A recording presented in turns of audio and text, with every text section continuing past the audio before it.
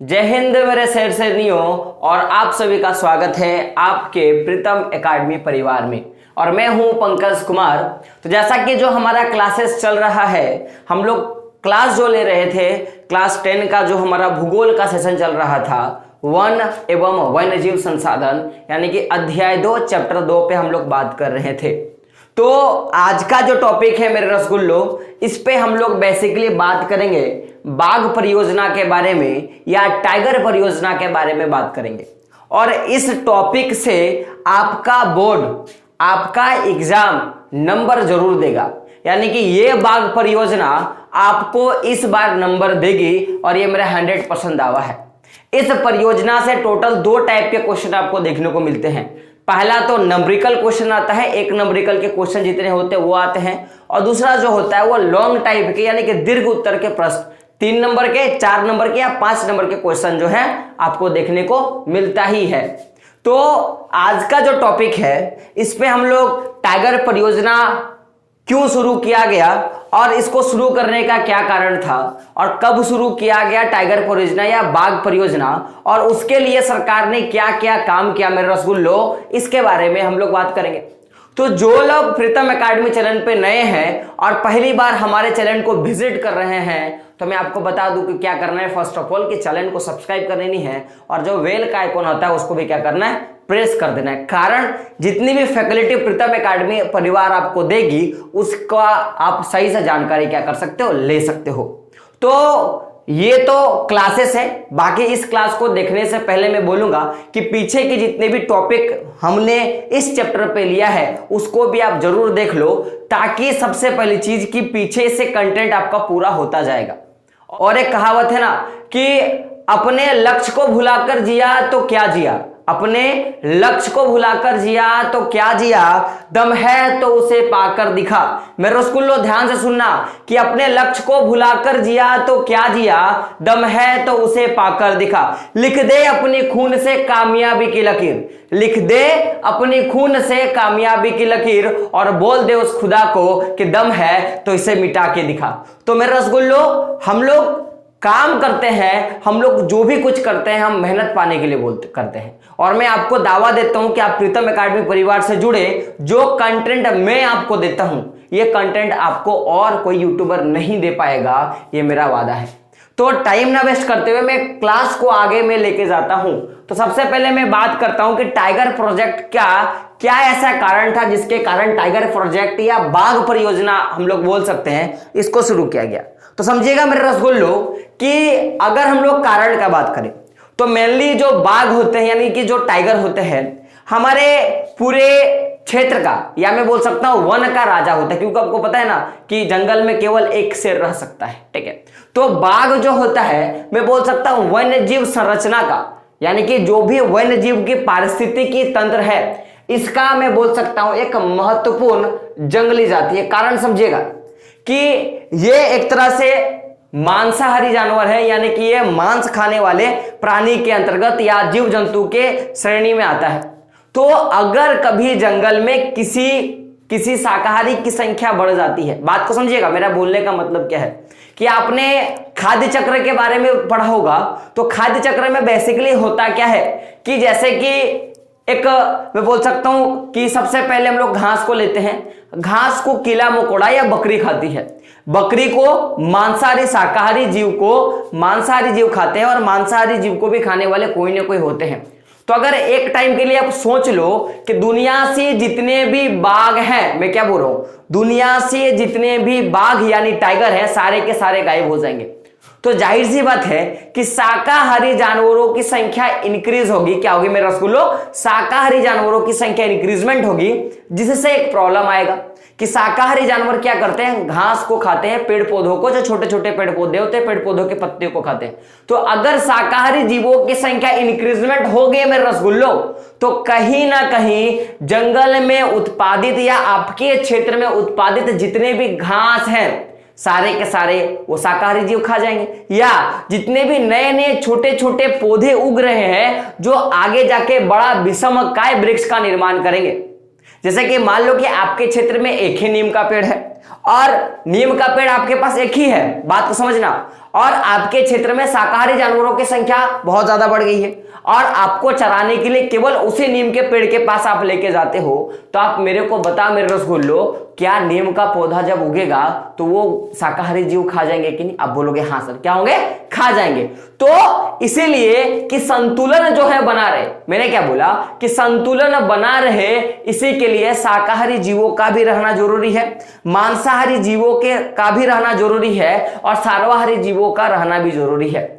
ध्यान से सुनिएगा, मैंने कहीं पढ़ा था कि अगर संसार से सारी मधुमक्खियां गायब हो जाए ना तो संसार पल भर में खत्म हो जाएगा। कारण समझेगा कि मधुमक्खियां क्या करती है? फूलों को खिलाने का काम करती है। मधुमक्खियों के द्वारा परागण का क्रिया संपन्न होता है, जिससे नया पेड़ पौधा बनता है। तो मान लो कि मधुमक्खियां रहेंगी नहीं तो ना परागण का क्रिया होगा और ना ही फूल खिलेंगे और ना ही आप अपने सोना बाबू को फूल दे पाओगे, और ना सबसे बड़ा प्रॉब्लम क्या होगा कि नए पौधे का निर्माण नहीं होगा। तो जो पुराने पौधे हैं वो बड़े होते होते अपना अस्तित्व को खो देंगे और आपको वो पौधा नहीं मिलेगा। और इसी तरह करते करते जितना बड़ा पर्यावरण आप देख रहे हो, ये पूरा जो पर्यावरण देख रहे हो धीरे धीरे क्या हो जाएगा? संकटग्रस्त के अंदर जाते जाते फिर क्या हो जाएगा? लुप्त हो जाएगा मेरे रसगुल्ले।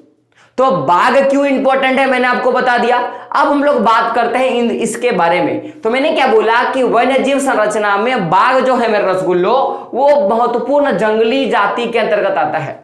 तो 1973 में, डेट याद रखिएगा मेरे रसगुल्लो, 1973 में पता नहीं भारत के अधिकारियों को लगा कि चलो थोड़ा हम लोग बाघों के संख्या का गिनती करते हैं। क्या हुआ कि बाघों की संख्या का गिनती करते हैं। तुम्हारा रसगुल्लो ध्यान से सुनना कि 1973 में भारतीय अधिकारियों ने पाया कि जो पूरा हमारा देश है, इस देश में बाघों की संख्या में आरंभ से और अभी जो हमारा 20वीं सदी चल रहा है, 20वीं शताब्दी या 20वीं सदी जो चल रहा है, इसमें इनकी संख्या में क्या ये गिरावट आई है। चूंकि आप देखोगे तो भारत की जनसंख्या इंक्रीजमेंट हो रही है। मैंने क्या बोला कि भारत की जनसंख्या में इंक्रीजमेंट हो रही है। अगर मान लो किसी क्षेत्र में किसी जाति का या किसी उपजाति का संख्या बढ़ रहा है तो जाहिर सी बात है कि वो हमारे लाभदायक है। लेकिन अगर उस जाति का संख्या घट रहा है मेरे रसगुल्लो, तो कहीं ना कहीं उससे संबंधित जितनी भी चीजें हैं वो क्या हो जाएगी? ह्रास, उसकी क्या हो जाएगी? कमी हो जाएगी। जैसे मैंने पहले बताया था कि अगर नदी में मछलियों की संख्या बढ़ जाए तो पानी साफ रहेगा, और मछलियों की संख्या घट जाए मेरे रसगुल्लो तो क्या होगा? पानी धीरे धीरे गंदा होता जाएगा। तो हम लोग कभी गांव घर में करते हैं ना कि हमारा जो कुआं होता है घर में यूज करने में, तो हम लोग उसमें मछली लाके छोड़ देते हैं या कछुआ होता है वो लाके छोड़ देते हैं। कारण क्या है? वो पानी को स्वच्छ रखता है। तो अगर कहीं से अगर मान लो कि इस पूरे पृथ्वी से बाघ की संख्या गायब हो जाएगी तो प्रॉब्लम क्या आएगा कि मांसाहारी जानवर जो है वो खा के कभी अलग वो मर भी जाएंगे, तो उसको खाने वाला कोई नहीं होगा, तो वो जल्दी से क्या होगा? वातावरण से हटेगा नहीं, विघटित नहीं होगा, जिससे पर्यावरण प्रदूषण की भी संभावना हो सकती है। तो 1973 में अधिकारियों ने पाया कि देश में बाघों की जो संख्या है, तो आरंभिक समय में जब पहली बार बाघों की गणना किया गया था, उस समय से लेकर अभी के बाघों की संख्या में लगभग कुछ ना कुछ कमी आया है। तो ये जो संख्या में कमी आया है मेरे रसगुल्लो, पहले था 5,000, मैं बोल सकता हूं कि 55,000 बाघ थे। कितने थे? 55,000 बाघ थे। और वर्तमान समय में यानी कि 1973 में जब बाघों की गणना की गई 20वीं शताब्दी में, तो इसकी जो संख्या है केवल 1827 रह गया, यानी कि 1827 केवल बाघ जो है वो मौजूद हो गया। तो सोच सकते हो मेरे रसगुल्लो, पहले थे 55,000 और अब कितना है? 1827। तो ये जो कमी आया है 5,000 से, ये जो 1827 का जो कमी आया है मेरे रसगुल्लो, ये छोटा मोटा कमी नहीं है, ये बहुत भारी मात्रा का कमी है मेरे रसगुल्लो। तो इस कमी के कारण क्या किया गया? टाइगर प्रोजेक्ट को शुरू किया गया। तो अब हम लोग सबसे पहले बात कर लेते हैं हमारे रसगुल्लो कि ये जो बाघों की संख्या में 55,000 से 1827 जो बाघों की संख्या हुई है, इसमें कौन कौन से कार्य या कैसी जो घटनाएं हैं मेरे रसगुल्लो जिसके कारण बाघों की संख्या में कमी आई है। तो मेरे रसगुल्लो ध्यान से सुनना, क्वेश्चन यहां से आपका बोर्ड पूछता है कि 1973 में जब बाघों की गणना की गई तो उस समय बाघों की संख्या कितनी थी? तो आप क्या बोलोगे? 1827। और आरंभ में बाघों की संख्या कितनी थी? तो 55,000 बाघ थे मेरे रसगुल्लो। समझ में आ गया मेरे बात? अब समझिएगा, क्वेश्चन आता है कि बाघों की संख्या में निरंतर कमी का कारण क्या है। क्वेश्चन क्या आता है कि बाघों की संख्या में निरंतर कमी का कारण क्या है? तो मेरे रसगुल्लो ध्यान से सुनना। पहला बात कि बाघों को लोग क्या करते हैं? मारकर उनको व्यापार के लिए क्या करते हैं? चोरी करते हैं। या तो बाघों को मार दिया जाता है या उनको व्यापार के लिए चोरी कर लिया जाता है। यह सबसे पहला काम है मेरे रसगुल्लो, जिसके कारण बाघों की संख्या क्या हो रही है? घट रही है। दूसरा अगर मैं बात करूं तो इनका जो आवास स्थल है, यानी कि जहां पे बाघ रहा करते थे, वो उस आवास का छोटा होना, सिकुड़ जाना। कि अगर मान लो कि जिस क्षेत्र में ज्यादा, अगर कोई क्षेत्र ज्यादा फैला हुआ है वहां पे बाघ है, तो उनको खाना से लेके रहने तक का कोई प्रॉब्लम नहीं होगा। लेकिन अगर वो क्षेत्र सिकुड़ रहा है, धीरे धीरे कम हो रहा है, तो रहने में भी प्रॉब्लम है, खाना की उपलब्धता में भी कमी है और सब कुछ में कमी आपको देखने को मिलेगा और वो क्षेत्र ज्यादा मात्रा में गंदा रहेगा। तो ये आवास स्थलों का सिकुड़ना भी एक मेन कारण था, जिससे मैं बोल सकता हूं कहीं ना कहीं बाघों की संख्या में क्या आया है मेरे रसगुल्लो? कमी आया है। अब अगला पॉइंट का बात करते हैं तो समझिएगा कि भोजन के लिए जो आवश्यक जंगली उपजाति चाहिए उनको, मैंने क्या बोला कि भोजन के लिए जो आवश्यक जंगली उपजाति चाहिए बाघों की, कहीं ना कहीं उनकी संख्या में कमी आई है। तो बहुत से ऐसे बाघ हैं जो भूख के कारण, मैंने क्या बोला? भूख के कारण क्या होंगे? मर गए होंगे। तो अब यहां पे मैंने पहले बोला कि बाघ जो होते हैं शाकाहारी जानवरों को खाते हैं, या ऐसे जानवर जिसको वो शिकार कर सकते हैं उसको खाते हैं। तो अब मेरे को बताओ मेरे रसगुल्लो कि अगर आपको रसगुल्ला पसंद है और आप केवल रसगुल्ले ही खाते हो, मेरे रसगुल्लों को केवल रसगुल्ला पसंद है और वो रसगुल्ला ही खाता है, दुनिया में कभी किसी चीज को हाथ नहीं लगाया, और अगर रसगुल्लों की संख्या में कमी आ गई तो जाहिर सी बात है कि धीरे धीरे धीरे धीरे करके आप भूख से क्या हो जाओगे? मर जाओगे। तो मेरे रसगुल्लो ध्यान से सुनना, जैसे ही मेरे शेरों को, मेरे बाघों को क्या हो गया? उनको वो जिस जंगली उपजातियों को खाते हैं उनकी संख्या में कमी आती गई, तो भूख के कारण कहीं ना कहीं बाघों की संख्या में क्या आ गई मेरे रसगुल्लो? गिरावट आ गई है।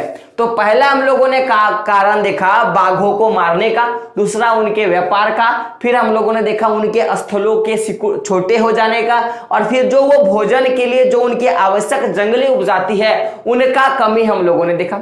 और साथ में हम लोग बोल सकते हैं ये जो हमारी जनसंख्या में वृद्धि है, कहीं ना कहीं ये जनसंख्या वृद्धि भी क्या करती है? बाघों की संख्या के घटने का मुख्य कारण है। समझिएगा कि जब लोगों की जनसंख्या बढ़ती है किसी क्षेत्र में, मान लो कि पहले केवल 100 लोग थे और वो लोग जंगल के उत्पादों का उपयोग करते थे, तो ये जो 100 लोगों का जो उत्पाद था वो जंगल अच्छे ढंग से पूरा कर लेता था। अब किसी कारण से इस गांव में 110 लोग हो गए और फिर ये जंगल से ही खाते हैं। पहले ये जब 100 लोग थे, जंगल के उत्पादों को खाते थे या उपयोग करते थे, तो जंगल को किसी तरह का कोई हानि नहीं होता था मेरे रसगुल्लो। लेकिन जैसे ही यहाँ पे संख्या इनका इंक्रीजमेंट हुआ, 110 लोग हो गए, अब बताओ 10 लोग तो अतिरिक्त हो गए, तो कहीं ना कहीं ये 10 लोग उस पर्यावरण को प्रदूषित करते जाएंगे, या 10 लोगों को रहने की आवास को बढ़ाना पड़ेगा, उस 10 लोगों के पोल्यूशन का खतरा है, उस 10 लोगों के रहने सहने या हर चीज का खतरा है। तो जनसंख्या वृद्धि भी जो है वन्य जीव या वन्य पर्यावरण की सबसे बड़ी, मैं बोल सकता हूं कि नुकसान का कारण है। क्योंकि जब लोगों की संख्या बढ़ती है तो उनके साथ उनकी आवश्यकताएं भी बढ़ती है। जैसे पहले अगर मैं एक था, अब मेरे 2 बेटे होंगे, तो पहले मैं बोल सकता हूं कि मेरे को केवल एक पेड़ चाहिए जिससे मैं ऑक्सीजन ले सकता हूं और मैं ठीक ठाक रहूंगा, और मेरे क्षेत्र में केवल एक ही पेड़ है जो मुझे ऑक्सीजन देता है। अब मेरे से मेरे 2 बेटे होंगे, अभी भी मेरे पास पेड़ एक ही है, चलो किसी तरह चल गया, लेकिन मेरे बेटे के भी 2-2 बेटे हो गए, यानी कि टोटल 4। तो वो मेरे बेटे लोग 4, मेरे जो नाती लोग हैं वो 4, मेरे बेटे लोग 2, कितने हो गए 6, उनकी बीबियां 6 2 8 और फिर हम लोग 2। तो इस तरह करके देखोगे पेड़ एक है, संख्या जब बढ़ती जा रही तो कहीं ना कहीं हमको जो वातावरण से ऑक्सीजन मिलेगा उसमें कमी आएगा। तो जब जनसंख्या में वृद्धि हो रही है तो कहीं ना कहीं उस जनसंख्या वृद्धि के कारण बाघों की संख्या में कमी आया है और ये सबसे बड़ा मुख्य मैं बोल सकता हूं कारण है। लेकिन जानिएगा कि बहुत जगह बाघों का व्यापार भी होता है, तो उस व्यापार में मैं बोल सकता हूं कि बाघों की खाल का, आप जानते हो ना बाघों की जो छाल होता है या खाल होता है उसका चमड़ा जो होता है उसका व्यापार किया जाता है, उसका स्वेटर या ड्रेस वगैरह बनाया जाता है, उसका लेदर का कोट आता है। तो उनके व्यापार के कारण कहीं ना कहीं बाघों को मारा गया है। अब वो एक कहावत है ना कि अगर आपको कद्दू चाहिए तो आप कोहड़ा का जो, या आपको अगर कद्दू चाहिए तो आप कोहड़ा का तो लत नहीं लगाओगे, या आपको आम चाहिए तो आप जामुन के पेड़ के पास जाके आम तो नहीं मांगोगे। तो अगर किसी को बाघ के खाल का व्यापार करना है तो क्या वो क्या करेगा, हाथी के पास जाके बोलेगा तो मुझे बाघ का खाल दो, पॉसिबिलिटी नहीं है। तो अगर कोई बाघ का खाल का व्यापार कर रहा है तो बाघ को मार के ही उस खाल का उपयोग करेगा। तो उस उपयोग के कारण भी क्या हो रहा है, बाघों की संख्या में कमी आ रही है। और एक चौथा कारण है कि बहुत से ऐसे औषधियां हैं जो पारंपरिक तौर पे बनाए जाते हैं, और मेरे रसगुल्लों में आपको बता दूं कि ये जितने भी औषधियां हैं सारे के सारे जो हमारे बाघों की हड्डियां होती हैं उन हड्डियों से बनाई जाती हैं। तो बाघों की हड्डियों का मैं बोल सकता हूं लगभग जितने भी एशियाई देश है उसमें पारंपरिक तौर पे या परंपरागत औषधि का निर्माण होता है। तो अब बाघों का हड्डी चाहिए तो क्या कैसे कैसे उसका हड्डी प्राप्त करेगा, उसको मारना तो पड़ेगा। तो इन सभी कारणों के कारण क्या हो रहा है कि बाघों की संख्या में कमी आया है। तो हमारा रसगुल्लो अगर क्वेश्चन आएगा कि बाघों की कमी का कारण क्या है तो पहला क्या बोलोगे कि बाघों को मारकर उनके व्यापार और क्या करना, उनका चोरी करना। पहला उनके आवास स्थलों का छोटा हो जाना, भोजन के लिए जो आवश्यक जंगली उपजाति हैं उनकी संख्या में कमी होना, जनसंख्या में वृद्धि, और क्या बोलोगे बाघों की खाल का व्यापार और बाघों की हड्डियों से परंपरागत जो क्या बन रहा था जो औषधि बन रहा था। इन सभी कार्यों के कारण बाघों की संख्या में कमी आई है। तो हम सभी ने कमी के बारे में देखा। अब मेरे बहुत से रसगुल्ले हैं, पूछेंगे कि सर बताइए कि भारत में या विश्व में कौन सा ऐसा जगह है, मैं क्या पूछूंगा कि विश्व में ऐसे कौन से जगह है जहां पे बाघों की संख्या पाई जाती है। तो आप ध्यान देना मेरे दोस्तों कि अगर मैं बात करूं सबसे ज्यादा बाघों की संख्या का, तो पूरे विश्व में 2/3 जो भाग है, मैं कितना का बात कर रहा हूं, 2/3 जो बाघ है वो नेपाल और भारत देश में पाया जाता है। सोच के देख सकते हो कि अगर 2/3 अगर 3 ठो बाघ है, अगर पूरे विश्व में 3 बाघ है तो 2 जो बाघ है या तो नेपाल और भारत में ही पाए जाते हैं। तो बाघों की संख्या भारत और नेपाल में सबसे ज्यादा है। तो बोला गया ना जहां जिस क्षेत्र में जिसकी संख्या ज्यादा होती है उसके प्रति भ्रष्टाचार भी ज्यादा ही होता है, उसके प्रति भ्रष्टाचार भी क्या होता है मेरे रसगुल्लो, ज्यादा ही होता है। तो अब ध्यान से सुनना मेरे रसगुल्लो, तो जब भारत और नेपाल में दुनिया का 2/3 बाघों का आवास मिला तो लोग अब क्या करने लगे, इस क्षेत्र से बाघों के लिए बाघों से अपना फायदा लेने के लिए ये सारा काम करने लगे, जिससे कहीं ना कहीं बाघों की संख्या में कमी आया है। तो मेरा रसगुल्लो एक क्वेश्चन यहां से बन के आता है कि पूरे विश्व में बाघों की संख्या सबसे अधिक कहां पाया जाता है। तो आप क्या बोलोगे, नेपाल और भारत में या भारत और नेपाल में। अब समझिएगा कि जब भारत तथा नेपाल में बाघों की संख्या पाई गई, सबसे ज्यादा पाया गया, तो यहां के सरकार ने जब देखा कि इनके संख्या में कमी आ रहा है तो कुछ ना कुछ तो कानून बनाया। तो विशेषकर जो कानून बनाया नेपाल और भारत के सरकार ने, तो ये जो कानून था, पहला तो था कि बाघों के शिकार पर रोक लगाने के लिए भारत सरकार ने कानून बनाया। साथ में बाघों की जो चोरी होती है, चाहे उनको मारकर या उनको जिंदा उनका क्या होता है, चोरी होता है, उन पर सरकार ने रोक लगा दिया। और जो भी गैर कानूनी जो बाघों का जो व्यापार है उस पर सरकार ने क्या किया, प्रतिबंध लगाने का काम किया। तो अभी मेनली अगर कभी क्वेश्चन आएगा कि कानूनी तौर पर भारत सरकार ने किस तरह का कानून बनाया बाघों के लिए, तो अब क्या बोलोगे, एक तो बाघों के शिकार पर कानून बनाया कि बाघों का शिकार नहीं किया जाएगा, और दूसरा क्या था कि बाघों की चोरी नहीं होगी, और तीसरा क्या था, गैर कानूनी बाघों का व्यापार नहीं होगा। तो इन पर सरकार ने रोक लगाने के लिए क्या किया, बहुत तरह का कानून बनाया। क्या क्या, बहुत तरह का कानून बनाया। तो जब सरकार ने कानून बना दिया तो यहीं से शुरू होता है बाघ परियोजना के बारे में। तो हम लोगों ने यहाँ पे बात किया कि बाघ परियोजना का शुरुआत क्यों होना चाहिए या क्यों किया गया, तो बाघों की संख्या में कमी के कारण किया गया। अब हम लोग बात करते हैं, समझिएगा मेरे रसगुल्लो, अगर टाइगर प्रोजेक्ट की शुरुआत का बात करते हैं कि टाइगर प्रोजेक्ट की शुरुआत और टाइगर प्रोजेक्ट के बारे में यहां से हम लोग बात को शुरू करते हैं। तो रसगुल्लो, टाइगर प्रोजेक्ट जो है या बाघ परियोजना है वो 1973 में शुरू हुआ। कब हुआ? 1973 में। तो रसगुल्लो क्वेश्चन आता है कि बाघ परियोजना की शुरुआत कब हुई, तो आप क्या बोलोगे? 1973। बाघों को संरक्षण क्यों किया जाता है उसके बारे में हम लोगों ने बात कर लिया। अब समझिएगा कि ये जो प्रोजेक्ट है इसका उद्देश्य क्या है। मेनली आप बोलोगे सर कि टाइगर प्रोजेक्ट है तो जाहिर सी बात है कि बाघों को संरक्षण देना ही इस प्रोजेक्ट का काम है। लेकिन जब इस प्रोजेक्ट को बनाया गया तो इसका उद्देश्य तो था कि बाघों को बचाया जाए, लेकिन जब देखा गया कि इस परियोजना के तहत देखा गया कि बाघ संरक्षण करना ये एकमात्र मैं बोल सकता हूं कि इसका प्रयास नहीं है, कि बाघ संरक्षण करना या जो बाघ का जो संकटग्रस्त जाति है केवल उसको बचाना ये इसका उद्देश्य नहीं है।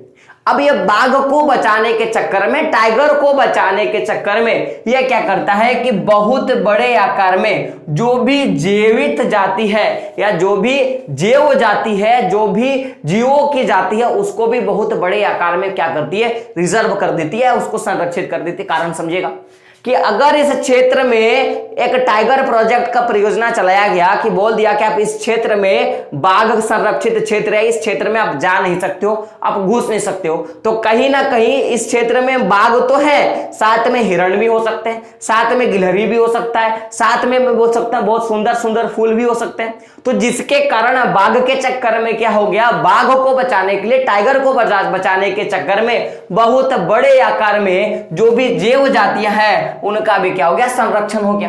बात क्लियर है? तो ये तो साथ था। तो बाघों को संरक्षण देने के लिए सरकार ने कुछ कार्य किया। मेनली तो ये सारा कार्य था, लेकिन सरकार ने कुछ कुछ परियोजनाएं मैं बोल सकता हूं, जैसे कि हम लोगों ने देखा था कि सरकार द्वारा बहुत तरह का परियोजनाएं चलाया गया था। एक तो क्या था, हम लोगों ने राष्ट्र उद्यान के बारे में देखा था, एक तो राष्ट्र उद्यान चलाया गया था और दूसरा क्या था? पशु विहार जैसा जो था, सेंचुरी जैसे चीजों को बनाया गया था। तो मेरा रसगुल्लो यहां से क्वेश्चन बनना शुरू होता है। ध्यान दीजिएगा रसगुल्लो, यहां से हर साल आपको न्यूमेरिकल क्वेश्चन पूछे जाते हैं। और मैं फिर से बोलूंगा, अगर अभी तक आपको वीडियो अच्छा लगा है तो क्या करना है? लाइक कर देना है। और हमारा मंत्र है कि रक्त बहा के श्रृंगार करो, खामों से यहां तलवार नहीं, हम शेरों के वंशज है, हमें हार तो कते स्वीकार नहीं। हमारा बस एक ही मंत्र है कि जब तक तोड़ेंगे नहीं तब तक क्या करेंगे? छोड़ेंगे नहीं। तो मेरा रसगुल्लो ध्यान देना, क्वेश्चन आता है यहां से कि सरकार के द्वारा जो भी राष्ट्र उद्यान या जो भी पशु विहार बनाया गया उसके बारे में बात करता हूं। तो सबसे पहला क्वेश्चन आता है कि कार्बेट राष्ट्र उद्यान कहां पे है? तो मैं रसगुल्लो आप क्या बोलोगे कि कार्बेट राष्ट्र उद्यान सर उत्तराखंड में है। मैं रसगुल्लो, अगर कभी आपसे क्वेश्चन आएगा कि सुंदरवन राष्ट्र उद्यान कहां पाया जाता है, तो आप क्या बोलोगे कि पश्चिम बंगाल में सुंदरवन राष्ट्र उद्यान पाया जाता है। मेरे रसगुल्लो, अगर कभी पूछा जाएगा कि बांधवगढ़ राष्ट्र उद्यान कहां पाया जाता है, तो आप क्या बोलोगे? हमारे मध्य प्रदेश में पाया जाता है। और कभी मेरे रसगुल्लो अगर पूछा जाएगा कि सरिस्का वन्य जीव पशु विहार कहां पाया जाता है, तो मेरे रसगुल्लो आप क्या बोलोगे? राजा की नगरी राजस्थान में पाया जाता है। कभी आपसे पूछा जाएगा कि मानस बाघ रिजर्व कहां पाया जाता है, तो मानस बाघ रिजर्व असम के क्षेत्र में पाया जाता है मेरे रसगुल्लो। और कभी आपसे पूछा जाए कि पेरियर बाघ रिजर्व, तो ये कहां पे पाया जाता है? केरल में पाया जाता है मेरे रसगुल्लो। तो यहां से क्वेश्चन बन के आते हैं। और याद रखिएगा, चाहे मैं कार्बेट राष्ट्र उद्यान का बात करूं, सुंदरवन राष्ट्र उद्यान का बात करूं, या बांधवगढ़ राष्ट्र उद्यान का बात करूं, या सरिस्का वन्यजीव पशु विहार का बात कर लूं, या मानसा बाघ रिजर्व का बात कर लो, या पेरियर बाघ रिजर्व, ये सारे के सारे जो राष्ट्र उद्यान है ये बाघ संरक्षित क्षेत्र के अंतर आते हैं, यानी कि बाघों को सुरक्षा देने का काम करता है मेरे रसगुल्लो। तो अगर कभी क्वेश्चन आएगा, इससे क्वेश्चन आता ही है कि कार्बेट राष्ट्रीय उद्यान कहां है, आप क्या बोलोगे उत्तराखंड। सुंदरवन राष्ट्रीय उद्यान कहां है मैं रसगुल्लो, तो बोलोगे पश्चिम बंगाल। बांधवगढ़ राष्ट्रीय उद्यान मध्य प्रदेश। सरिस्का वन्यजीव पशु बिहार राजस्थान। मानसा बाघ रिजर्व कहां पे, असम। और पेरियर बाघ रिजर्व कहां पे, मैं पे केरल पे। तो ये बहुत वीवीआई इंपॉर्टेंट क्वेश्चन है, आप इसको लिख लेना। और मैं आपको बता दूं कि ये जो पॉइंट है मेरे रसगुल्लो, ये पॉइंट सारा का सारा आपको रेलवे में, बैंकिंग में, एसएससी में, हर एक एग्जाम में आपको इस टाइप का क्वेश्चन आपको देखने को मिलता ही मिलता है।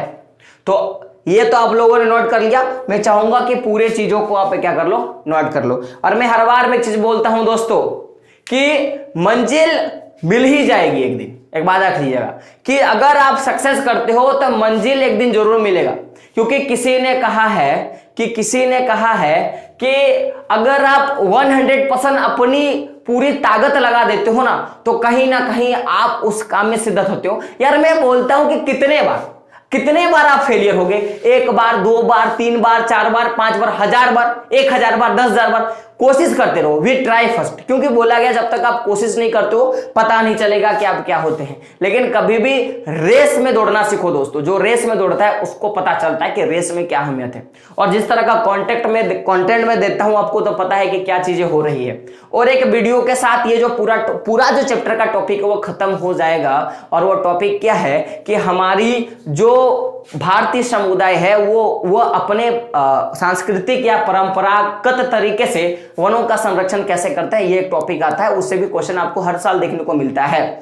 तो ये रहा आपका पूरा का पूरा चैप्टर का आज का अंतिम से पहले का वीडियो। तो फिर आपको बताना है कि किस बुक पे अगला हमारा क्लास चलेगा, किस चैप्टर पे हमारा अगला क्लास चलेगा। तो दोस्तों मिलते हैं अगले वीडियो में। और अगले वीडियो में मिलने से पहले मैं आपको बता दूं, इतनी अच्छी तैयारी करना है कि एग्जाम के खोपड़ी में छेद करके आना है और अपने पड़ोसी को बोलना है कि डीजे तो तेरे घर के आगे ही बजने वाला है। दोस्तों मिलते हैं अगले वीडियो में, तब तक के लिए जय हिंद, जय भारत और आपका दिन शुभ हो।